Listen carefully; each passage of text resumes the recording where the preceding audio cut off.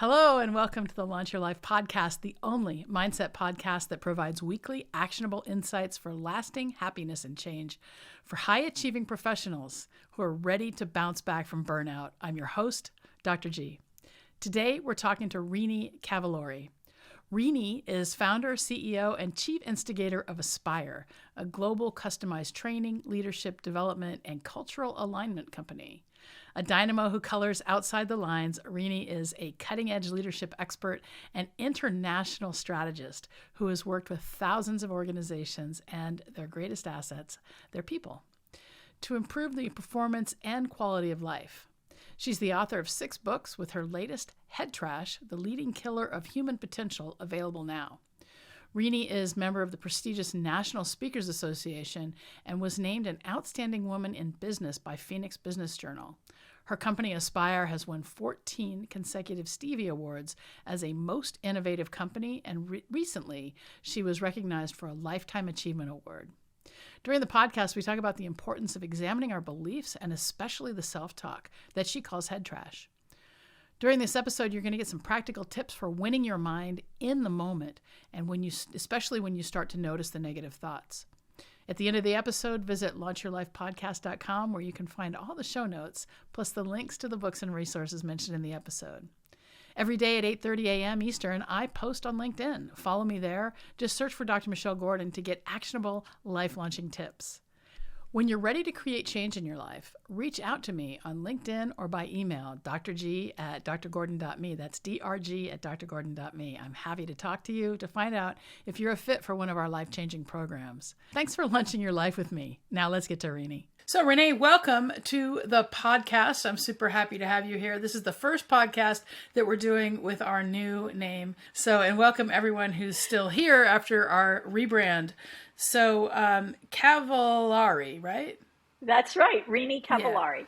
Yeah. It's Renie. Oh, excuse me. And I called you Renie. No I worries. apologize. Oh, that's all right. Okay. You've been a mindset coach for a while. Is that right?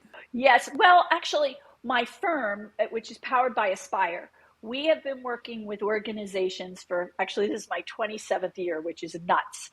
And they are all over the globe. They're small, medium, large, and helping them just get better at what they do. That's the simple. We're a performance improvement company. That's why anyone would hire us.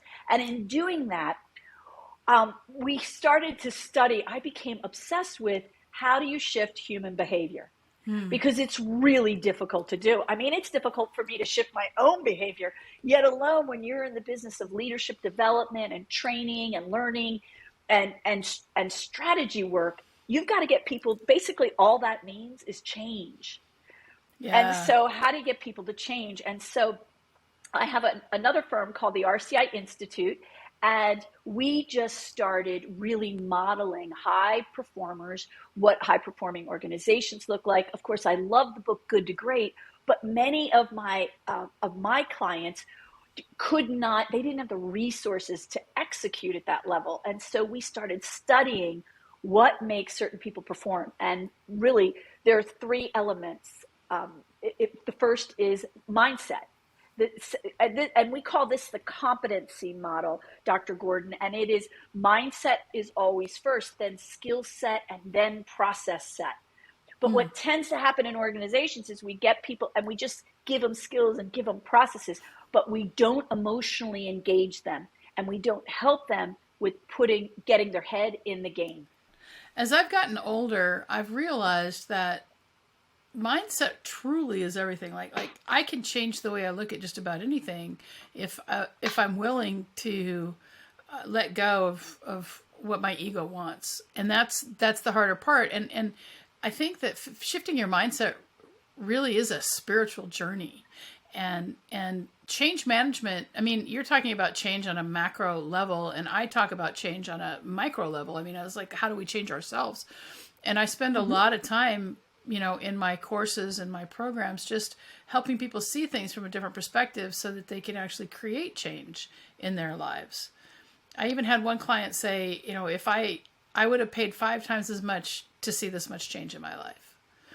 Right. And yeah, and it's really nice to be able to facilitate that for people and just help them take small steps, right? when you got to, so you just wrote this book, right? You've got this new book out called Dump the Head Trash. Is that what it is? Well, Dump Head actually, yes, Trash. yeah, it's Head Trash, the leading killer of human potential, Okay. and it is my sixth book, which Woohoo. is Wow. nuts. That's great.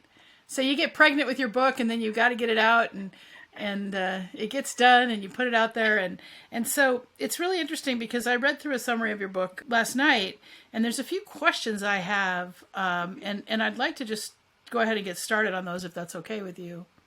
Please. So the first thing I want to know from you is what's your definition of head trash? So head trash are those little nasty voices that are in our brain that undermine us, that suck our energy. They might keep us up at night. They take something and we start to look at it as it's like overwhelming us. And so, and head trash really is a trigger of burnout. Head trash is a trigger of a feeling of disconnect with ourselves or other people. And so one of the key findings that we explore in head trash, and everyone says to me, why did you write a book on head trash? And I'm like, I am an expert on head trash. Yeah, well, me too. I have more than the average human. But what we found is that human beings, so you're a medical doctor, so you look at the being from a physical perspective, and we looked at it from a standpoint of there's this emotional brain we have, and inside this emotional brain there are two sides: the connected side, which is where positivity and our ability for clarity and our sense of confidence and our power is all on that connected side. And on the other side of the brain is this disconnected side. And that's where our fear lives, guilt, worry, all of those things that suck our energy. And that's where head trash lives. And so the goal of life is to spend as much time as possible on the connected side. And so we actually, in the book, have identified a variety of ways to help you literally have practice and build a muscle on how do I get to the connected side of my emotional brain.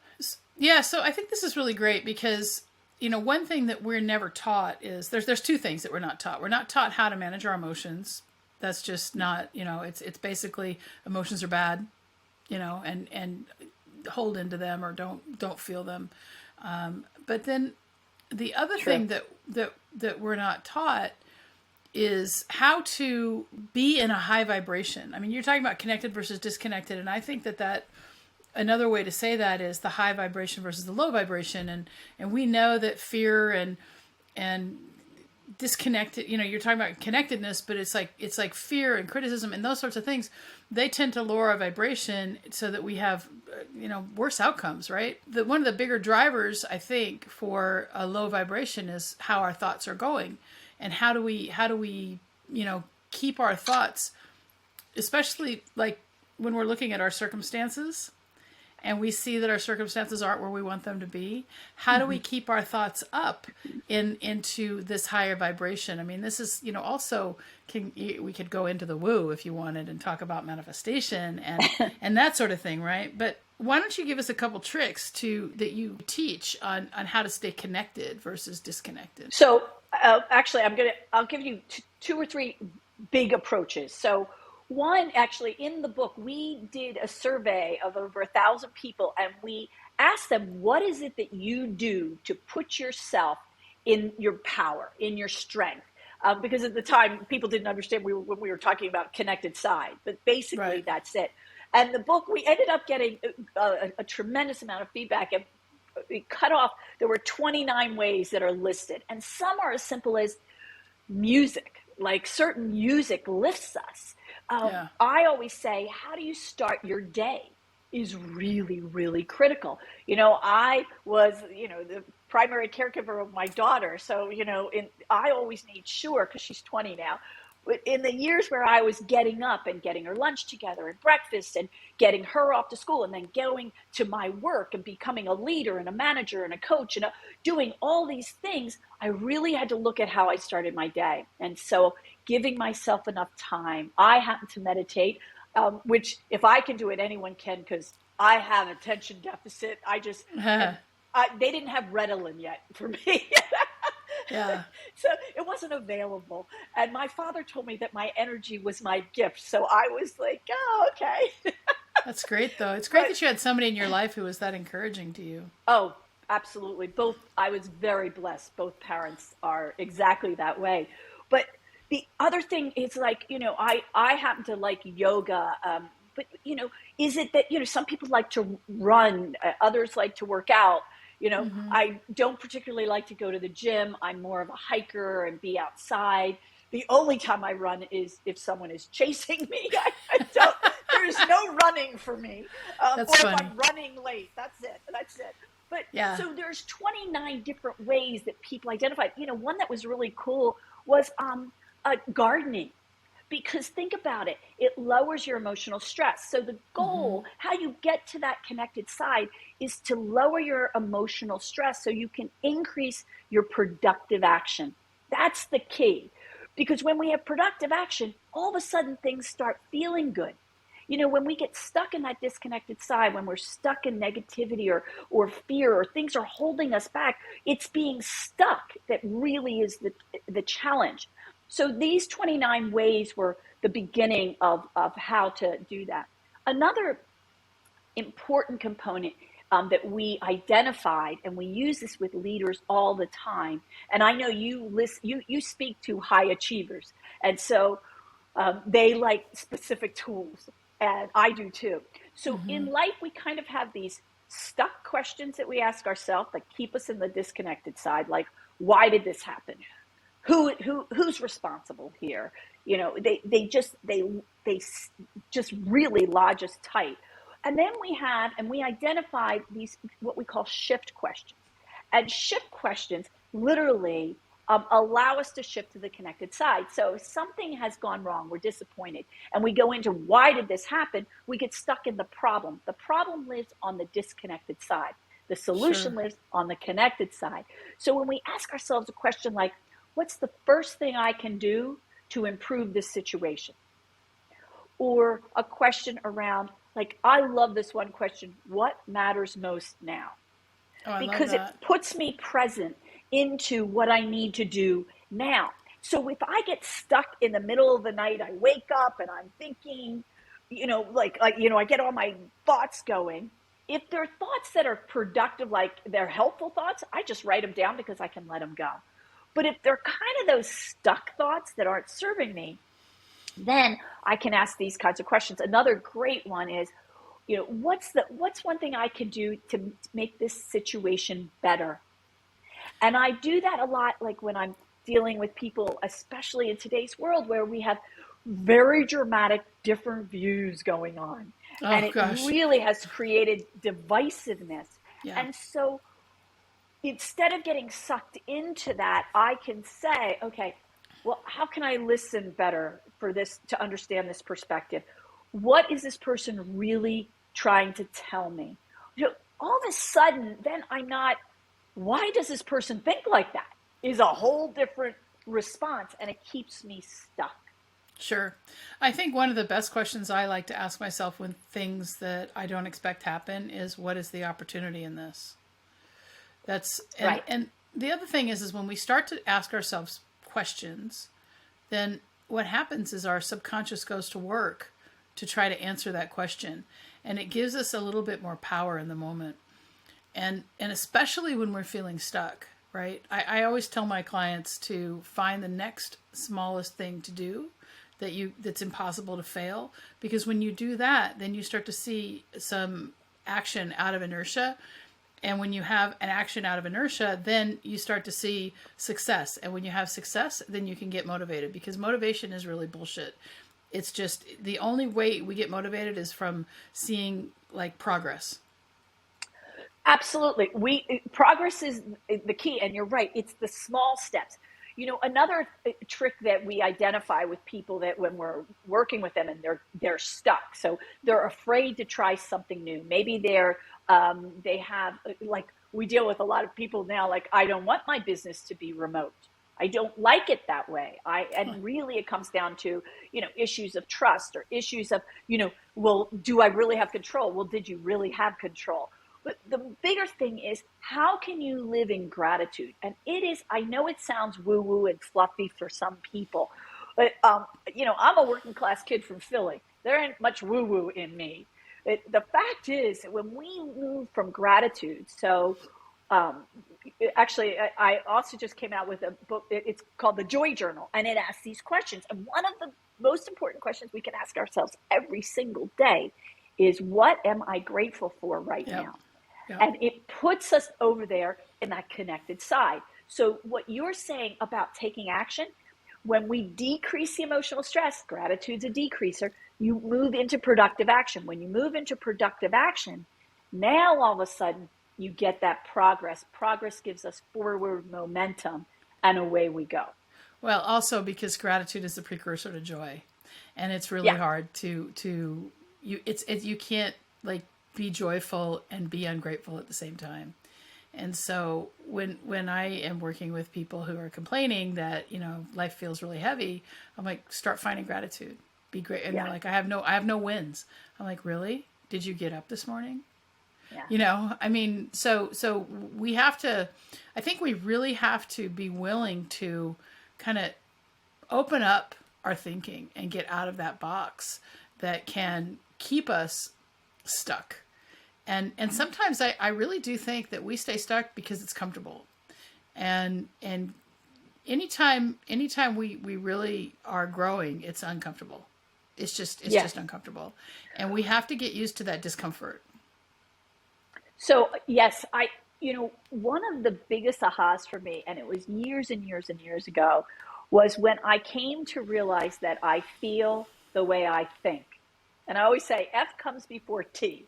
I love I that. feel the way I think. So I'm trying to change a feeling about something. Well, you can't change the feeling. You have to change your thought.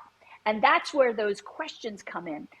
Other things, it's like who you hang with is who you become. So if you're stuck and you're hanging out with people who are stuck and who are in the grind of that conversation of, nothing's going right, or I can't stand this and I don't like that.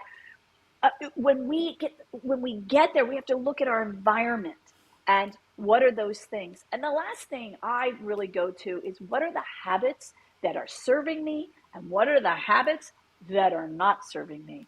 And we saw a lot of that with COVID when we were Mm. all stuck at home, that we got some habits, like a lot of Pelotons were sold. So, some exercise was happening in the household, but there were also, habits of never having your own moment, your own space, constantly being on, whether you were working all the time. It's kind of bizarre that people were working remote and burning out. Yeah. Yeah. That's an interesting, because we don't think like that. Normally, we think you're traveling too much, you're at the office too much, etc. Well, what was happening is we were working all the time and we weren't having connection. And so we started to disconnect, and then we get exhausted and we have no one to connect with to help us stop that, because burnout lives in that disconnected side. So we don't have clarity. And Mm. nothing messes up more than clarity, because clarity gives us control.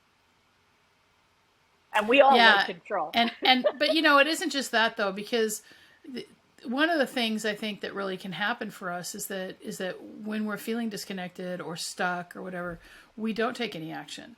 We don't do anything to get ourselves out of it. We just kind of get stuck in the ruminating thoughts.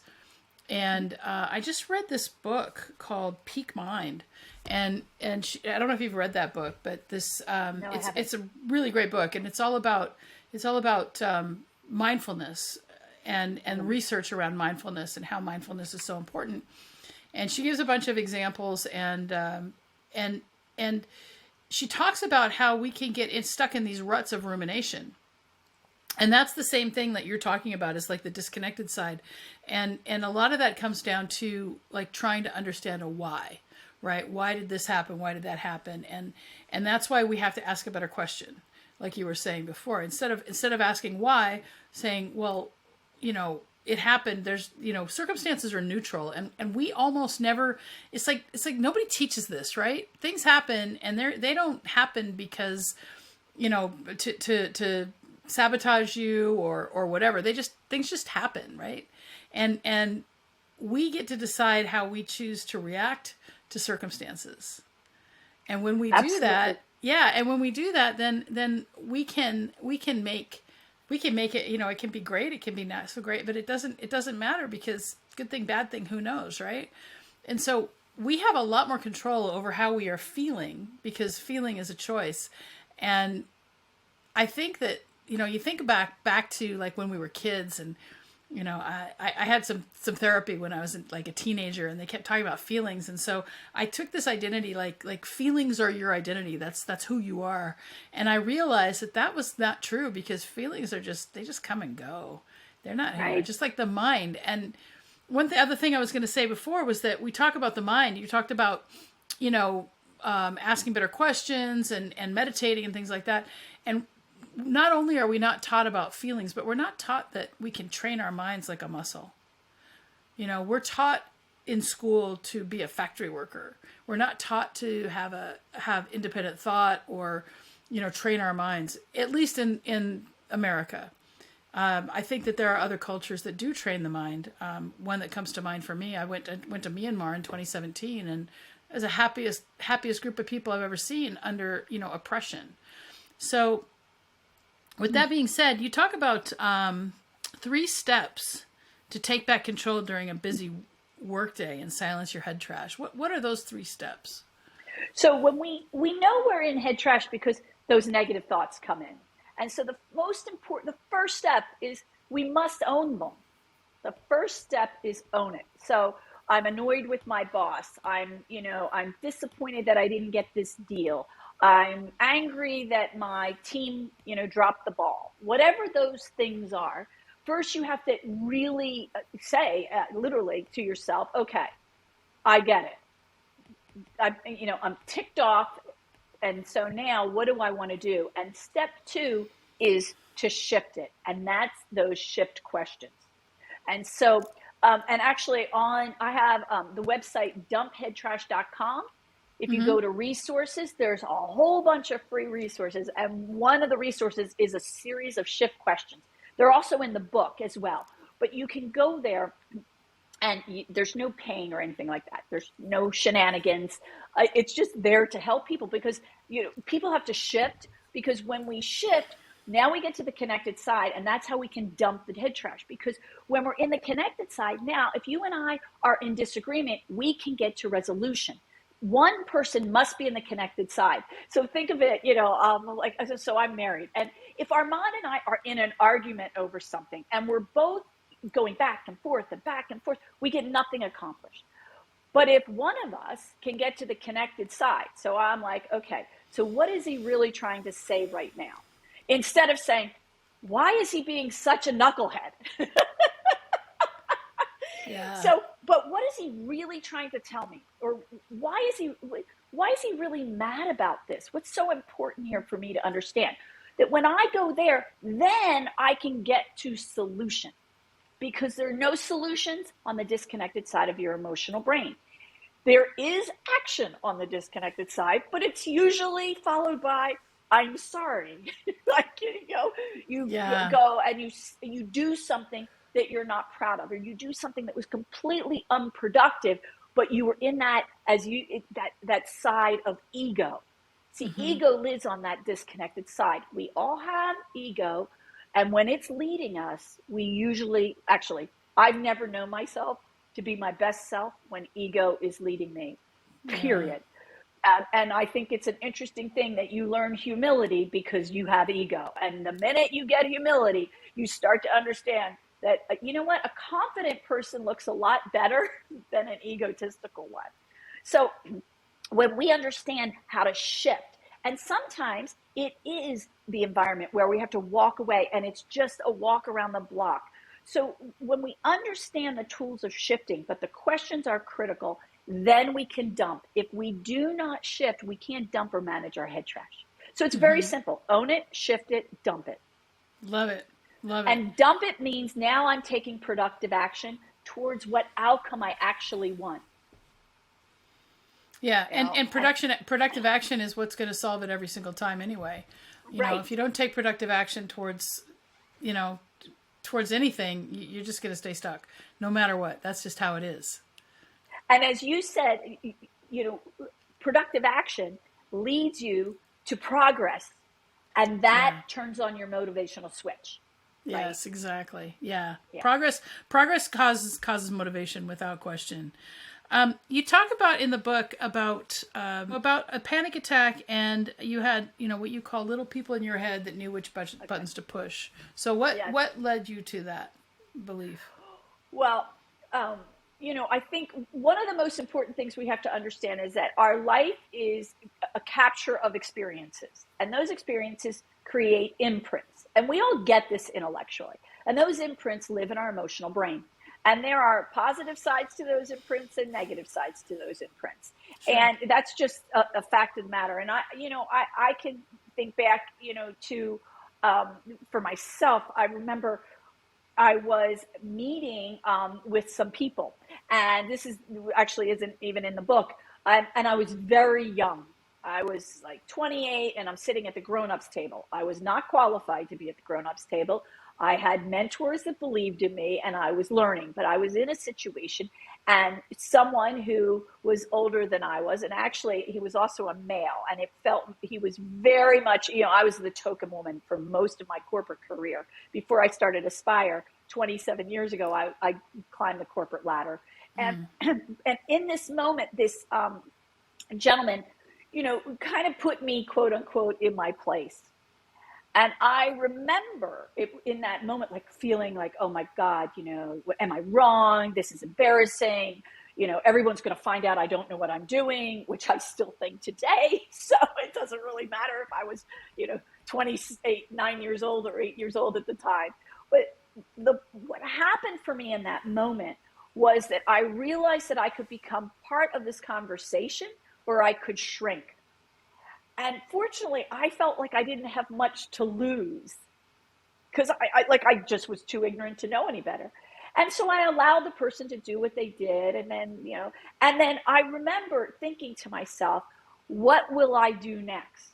And then I thought, okay, well, what's something I can do that doesn't make this person wrong? And I really have tried throughout my life to, when I am feeling wounded or thrown back on my heels or, embarrassed, to go to, okay, so how can I not make this person wrong and still make my point?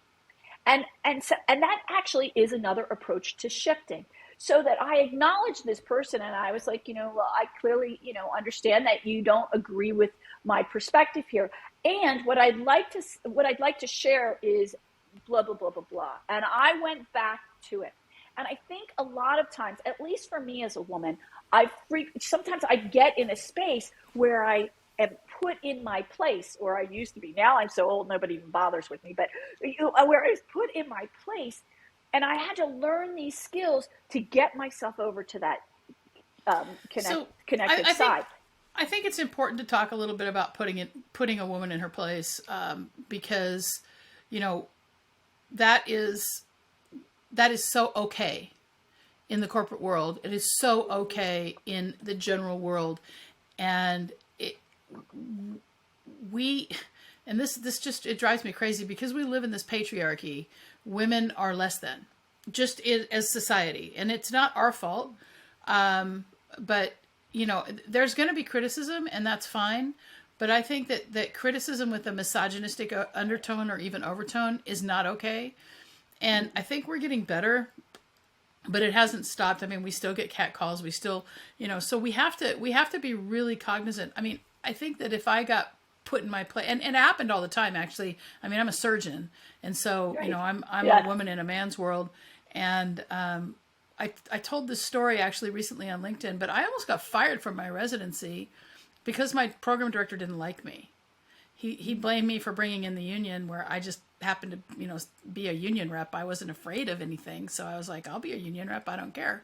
And he tried to keep me from taking my boards. And what happened was his secretary, I watched it. His secretary took my board application to his desk. He signed the board application, and then he accused me of falsifying his signature because he didn't remember signing, because he had threatened that he would never sign it so I could take my boards. And so I guess the point I'm trying to make is that we have to be really careful about, the way we speak, and, getting put in our place it's just not acceptable. That's all. No. Well, what happens is, and this is another thing I explore in the book, which is that we inadvertently, as leaders, as human beings, as parents, we don't necessarily do it on purpose. So it might not be our intention to throw someone into the disconnected side of their emotional brain. Some people might do it with intention, but let's just say it's not with it. Well, we are, as human beings, responsible for our impact. And so when there have been times where I wasn't my best self as a parent, I was, I had lots of reasons why I wasn't my best self on that day in particular, but none of them matter. What matters is how I made my daughter feel, and then what I did to get to the connected side of my brain so I could either stop myself in that moment or clean it up. Yeah. So that, I could say, I'm sorry that I blah, blah, blah, I lost it. I'm sorry that whatever it was. Lord knows the list is nice and long.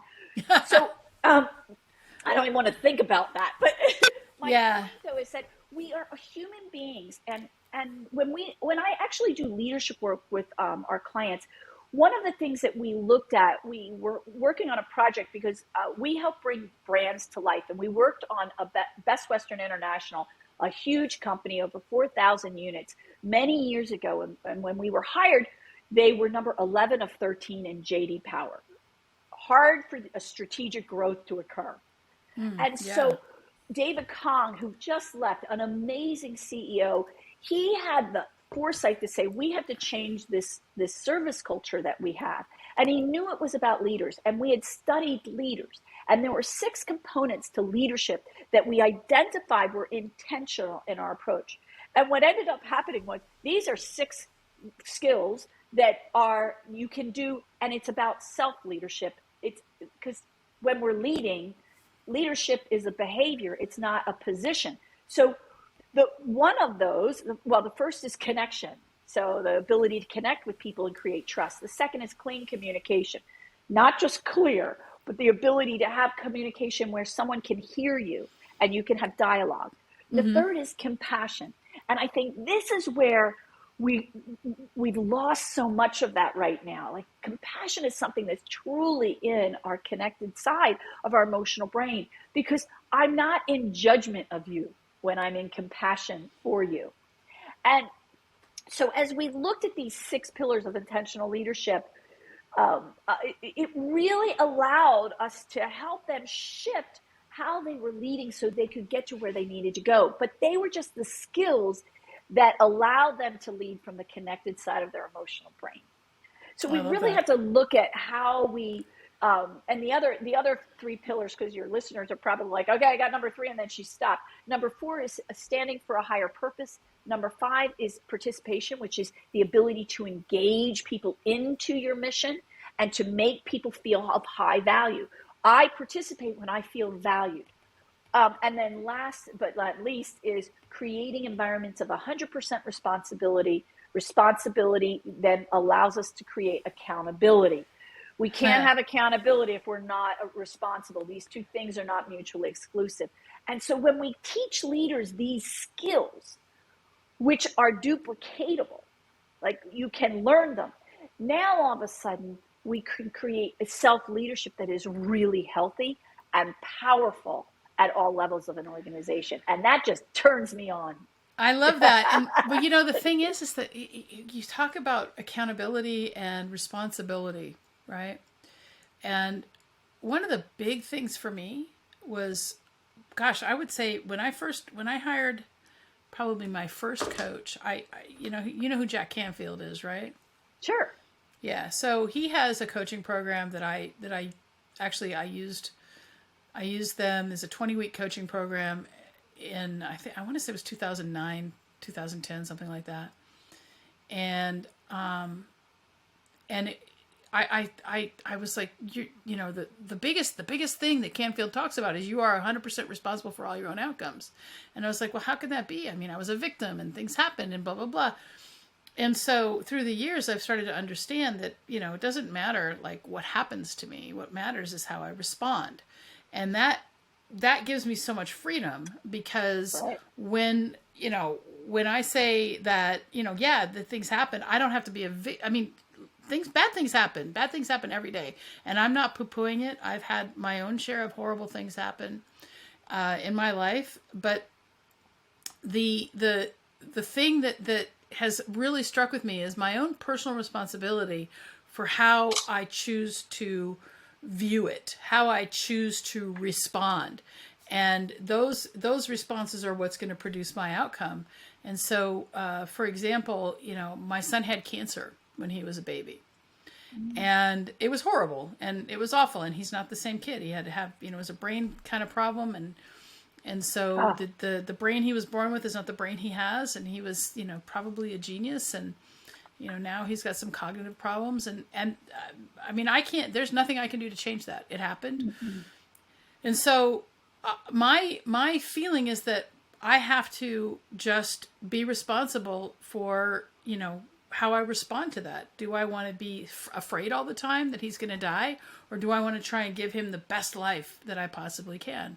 Mm-hmm. And, you know, he was a baby. That was a long time ago. He's 28 years old now. And, you know, he's living a meaningful life. He votes, you know, I mean, it's, you know, it's awesome. And he had a job up until I had to bring him home for the pandemic. But the point I'm trying to make is that the choice we have in any situation is how we're going to respond. It isn't about, you know, the circumstance that we have zero control over. The only thing we can create is our response, which then completely changes the outcome for us. And just the magic of that. I always believed in magic as a kid. I come from this really small town in Washington State, and, you know, I believed in, like, you know, I would go to church and I would do, I don't know if you can see, but my hands, I'd put them out like this, you know, when the priest, you know, I thought the magic was real, you know, because I had all that. And the magic that we have is our minds, because they're so powerful. And if we can just master, you know, just start with like following your breath or something, we can really make the outcomes so great. Well, I think, you know, what you're saying, Dr. Gordon, is I feel the way I think. And when we understand that it's our thoughts that drive our feelings and our feelings that drive our behaviors. Yeah. Right? So if it feels uncomfortable, I'm backing away.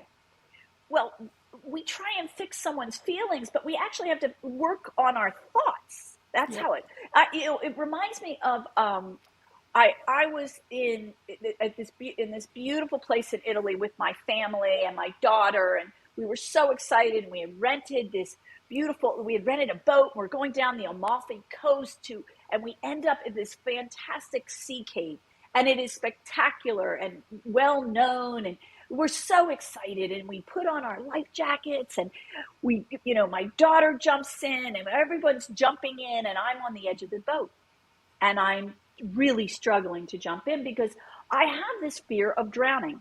And I have an imprint about drowning from previous story that is in my head, living in the disconnected side. And there it was, a beautiful sunny day, everything to be grateful for. And I cannot get myself off of this boat.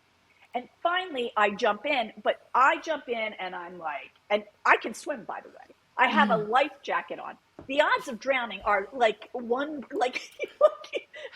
yeah. I don't even think possible, but I'm throwing myself around, and all my little people are screaming, you know, oh my God, you're going to drown. Oh my God, you know, did something just touch my feet? There's a shark that's going to get me. Like, you know, nah, nah, nah. Like I can hear the soundtrack of Jaws. And I can remember the people that I was with literally helping me get back on the boat. And I looked over at them, and they were so disappointed, including my daughter. And they were so sad that I just couldn't, you know, handle it. And I remember that even though they were acting from compassion, of course, I felt like a total loser. Sure. And I got back on the boat and I calmed myself down, but I had made my my heart was racing. I'm like acting like I can't swim and I'm ruining everyone's time. And it really made me reflect like, oh my gosh, who do I want to be right now? And Mm. that is a great question that shifts you.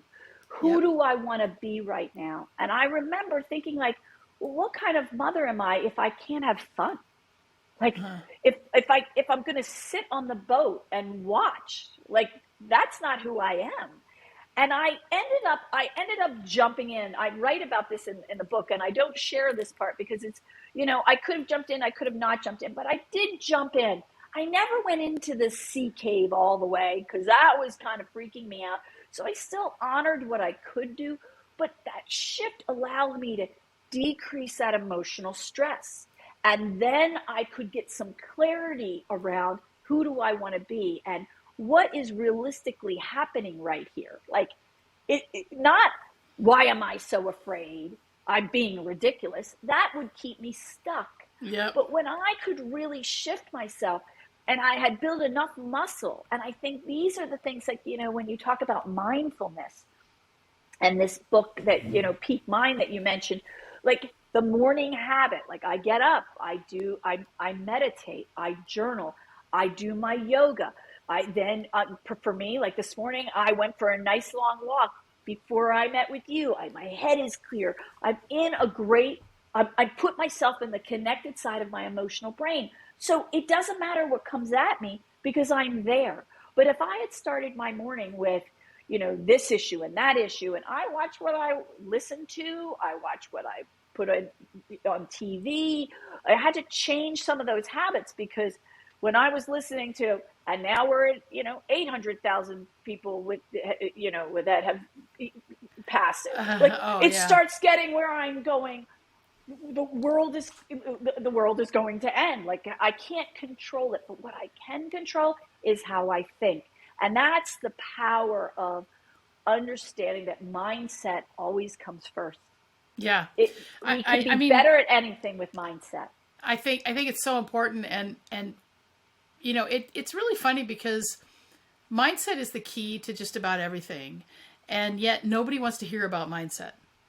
It's really hard to, and maybe for you, since you do corporate training, it might be easier, but it's really hard to get people to really look at mindset as the key, because Yeah. they don't want to think that they're thinking wrong.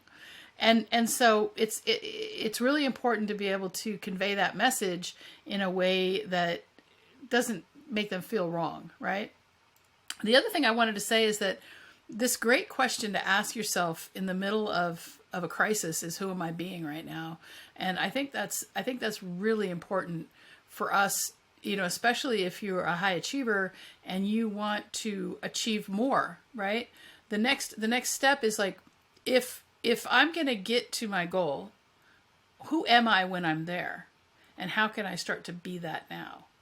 And that's the trick. That's the actual secret that, big names like IBM started with. They were small and they said, we're going to be this big world leader and we're going to start acting like that now. And so that's one of the ways that you can reverse engineer a success, is to start acting as if you're that now. So I love that. Yeah, and the question is, who do I want to be right now? Because it makes, when something upsetting happens, it makes me responsible for who I'm being in that moment. So do I want to be this crazy wife who's not listening, who's a what at the moment, and like I got my bitch going on, and it's not helpful. And when I see that in myself, it makes me go, no, that's not who I want to be. Okay, so I can walk away, I can just regroup for a moment, or I can zip my mouth so that I have a little time. And that's the other thing, is that I think what you're speaking about is that, we worry, we think about compassion for others. We also need to think about compassion for ourselves, because we all make mistakes. We all have moments where we're not our best selves. We all have times where we cannot jump off the darn boat. You've come all this way. You're in this beautiful place. Jump off the boat, Renie. And if you can't find, then you can just say, well, I got to come all this way. Like we're so judgmental of ourselves. And that's how the definition that we use at Aspire for compassion is not being in judgment of another person or yourself. That when we're in judgment, we're not in compassion. Absolutely. That's It's true. like a real, it's a defined line there. It's really hard to not judge though. And so we have to just like recognize it. Just like when you're meditating, the thoughts come, you just got to recognize the judgment and then kind of let it pass by. Oh yeah. Oh my gosh. So I meditate. I have to have a guided meditation because my mind will just, just, I think that's it. It's like, understand and be okay. And I know that's woo and fluffy, but be okay that you make mistakes. Be okay. It's in that humility that you have power. Yeah, self-compassion is so important. And you think about, this was my post. I posted on LinkedIn today about self-compassion and how to get going on it. And you think about golf, right? You think about the golfers, they make a mistake. And even in just about any sport, the best golfers are the ones who can slice on the first hole and then still win the tournament or win the round, right? Because they're able to just put it away in the past. Now you talk about your 7-year study of over 1,000 leaders, right? Mm-hmm. And your biggest finding was that a healthy mindset was the differentiator between good performance and great performance, right? Mm-hmm. So you say that the people who had head trash had a harder time sustaining high performance as compared to those who knew how to manage and dump their head trash. Mm-hmm. So can you just, how do you in the moment, other than asking yourself who you're being, how do you manage and dump your head trash in the moment? I mean, this is truly a high performance, hack. So as I've shared, there isn't just one thing. Part of it is proactive. And you mentioned this earlier, Dr. Gordon, where we have to build muscle on being in the connected side of our emotional brain. So during 2020, we had many clients in hospitality and senior living. We have a lot of clients in service-oriented industries that were so severely hit. And there were 100 leaders that we worked with throughout that year that we studied, that we've been working with. So we knew their performance, and some were able to really achieve extraordinary results through and help people feel safe while others did not. Now, those that did had already built muscle around the habits that worked for them. They watched the habits that did not. They eliminated habits that did not. They looked at their time more effectively so that they weren't living in the endless rush of what COVID created, which was like this, oh my gosh, oh my gosh, oh my gosh, what else will go wrong? What else? And like it's COVID part 2 is supply chain, no truckers. Like everything throws us into that disconnected side. So they did proactive things. And then they literally were having coaches that helped them clear their mind so they could shift. So, okay, so thank you. They go into their problem. It wasn't that they were in denial. Actually, they were in the problem. And then they would be able to start to say, okay, well, what's the first thing we need to do to help our people feel safe when we're going to furlough them?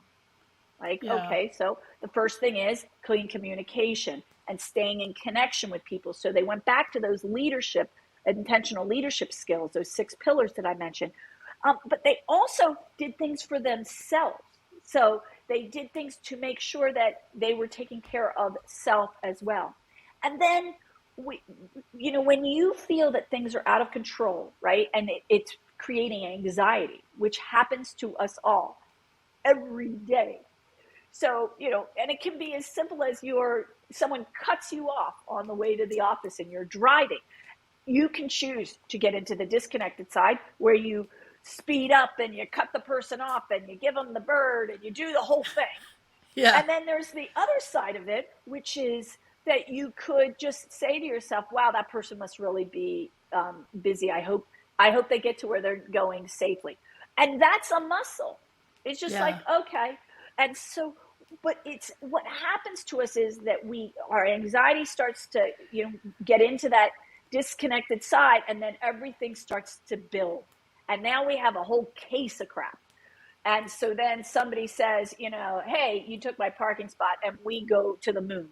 And so we have to, what we found in this study was, what were the habits that really allowed people to stay in that connected side of their emotional brain? And, I hate to sound like that's why we did the study of what are the things that decrease your emotional stress. I also like, if your listeners can imagine that, if the whole goal, because people ask me all the time, so how do you define success? And I define success as joy. How much joy is in my life?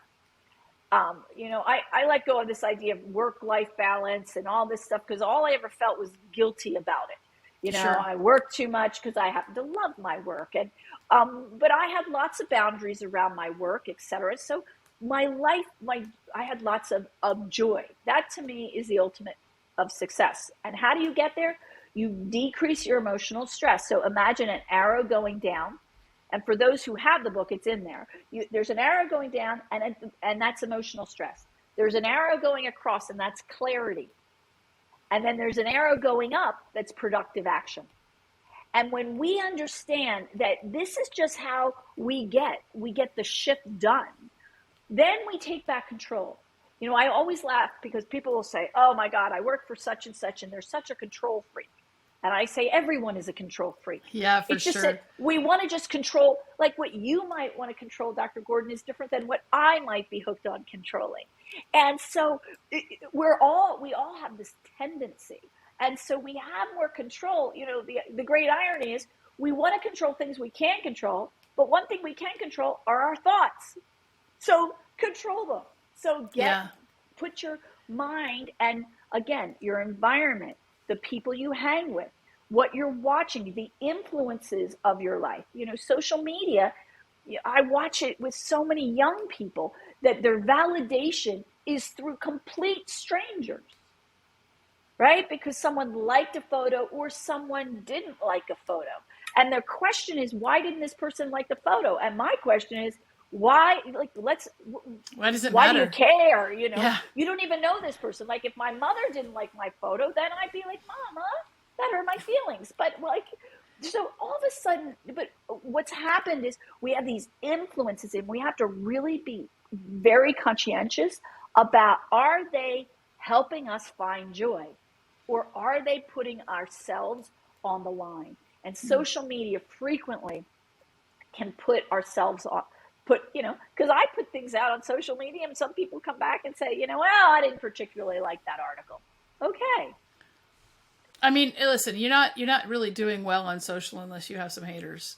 That's just how it is. I mean, and right. The thing about differentiation too is that, if you don't stand out a little bit, if you don't say something's controversial, then you're going to be so bland that nobody's going to really give a crap anyway. And so it's just really important. So, as a kind of a parting thought, I want to ask you about congruence. People tend to stay consistent with who they think they are, right? They act and they stay consistent with who they think they are. And so in your research with the high performers, have you seen a shift in identity that required them to, that they had to go through? Was there some sort of required shift in identity to increase their performance and help them get rid of these negative thoughts? I don't know that I'd call it identity, Dr. Gordon. I think I'd call it an understanding. So one of the pieces of IP that we created years ago, we studied high-performing teams. And then we studied, okay, well, if this is how a high-performing team operates, then how does a high-performing person operate? And there were 4 levels of performance. The highest level of performance is what we call the outstanding performer. There's only 4% on average. And we've had, well over 10,000. We've worked with hundreds of thousands of people. So we've modeled people. We also modeled outside of people that we didn't work with, that we could see, like someone who played an instrument professionally, or a high-performing athlete and so forth. But the majority was, we started with salespeople because we did a lot of sales training at the time. Then we started looking at high-performing leaders and high-performing organizations. So you have your high performers, which are your outstanding, what we call the outstanding performer, 4% in general. The thing about the outstanding performer is that they have connected their passion to whatever they're doing. And by the way, this is a performance model. It's not you're an A type. It's about the performance. That's the thing to remember. Because you can be a high performer as a leader and a low performer like myself. I'm a low performer golfer. And that's called what I call the pukers. That's the bottom. The bottom 7% is what we found. They're also the naysayers. You take me out golfing, and the whole time I'm like, who would create a sport that you got to do for 4 hours? Who has 4 hours? Why are there so many clubs? Where's the guy, with wine? Why is it that they can't serve good wine on the golf course? You can serve bad wine on the golf course. Why not good wine? Like the whole time, no one asked me to golf twice, ever. Because I have, in my performance, I have this naysayer, puker, blah, blah, all over the place. And then in the middle is where you have what we call the top notch. So top notch performers are still, they deliver, they have a great mindset. They're big learners, similar to your outstanding performance. They just haven't tied their why, what turns them on, all the way up to get to that next level. And that's where, when you say you coach high performers, those high performers are your top notch, right? Yeah. And then there's this group, for all the math listeners out there, it's 72%. So your top notch is 17%, and your, what we call the mediocre crowd, which is the big group there after your top notch, 72%. Well, this is where coaching is even more valuable, and learning is so incredibly important, because we all can be mediocre. Let's say we get a new job. Well, you're mediocre. You might have been outstanding at your last job, but now you have a new job, or you have a new environment, or this was the issue with remote. You had outstanding performers who were terrible at working remotely. They needed all kinds of new habits, and no one was teaching them the habits and disciplines of being remote. So their performance slid. So all of a sudden you have a high performer, and then what do? They feel blame, they feel shame. So, and when you have that negativity that happens in that mediocre crowd, it starts to bring your organization down. And so, but there's lots of reasons. I might be mediocre because I'm learning something new. I might be mediocre because I've been doing it too long and I'm sick of it. I might be mediocre, and this is what happened with a lot of burnout, is that people got burned out and they became mediocre. And when you're mediocre and you used to be good, you blame and shame someone else. Because I used to be able to do this, but these people they have too many expectations. This isn't right, I don't have that. So when we really studied these people, we could see that if they had surroundings that allowed them to stay at that top notch and work on, and we have very specific definitions of what are the skills, behaviors, and most importantly, the mindset of this top, 21%, which is the outstanding, the top notch, then you could build that as a coach and keep pushing that. And that's how people rose from the mediocre crowd. That's great. So the thing is that, we have to realize that, nobody wants to be mediocre. Nobody wants to admit that they're mediocre at something. I can tell you right now that I'm super mediocre at golf, right? But I'm a pretty outstanding rider. And I feel good about that. I was an excellent surgeon. But there are just things that I'm not good at yet. And I like to tell people that anything worth doing is worth sucking at it first. I'm a very bad French speaker, but I haven't had a lot of opportunity to speak French. So what we have to do is we have to practice self-compassion, allow ourselves to make the mistakes, just like a baby who's learning how to walk. And then we can maybe move out of that 72 or 81 or 79, and up into the 21. And it goes with it. You're only going to be really good at 20% of the things you do. It just makes sense. You just don't have that much bandwidth. Well, and it goes back to, personally, golf hurts my back. I have scoliosis. It hurts my back. It's not enjoyable for me. So I don't play. And when people invite me to golf, I say, it's a game that I can ruin for anybody. And graciously say, thank you for sharing that. We'll see you for cocktails. I love Or, it. like we don't have to be, I've played the flute since I was in the third grade. I'm pretty mediocre at it, but boy, it does bring me joy. I don't have enough time. Now I'm like getting excited about maybe I'll join a band again and play a little jazz flute with them. And so all of a sudden, it's okay. We don't have to be outstanding at everything. But what we want is joy. If flute brings me joy, then I should do it. If all it does is make me feel bad because I'm not good at it, I'm not good enough, I'm not the best. We have this tape of like, I have to be good at everything. No, I have to be good at what it is that I want in my life. Then I put the effort. I don't know who said it, but the first thing is, if you don't have effort against what you want, well, then, these things don't happen. It isn't, yes, can we manifest things? Of course, but, you manifest a lot better when you put some effort against it. Absolutely. When you have clarity of what you want to do, when you practice, I used to be a much better flute player. Well, when you practice 3 times a year, you're not as good. For sure. So, any other parting thoughts that anything you wanted to get to that we didn't get to today?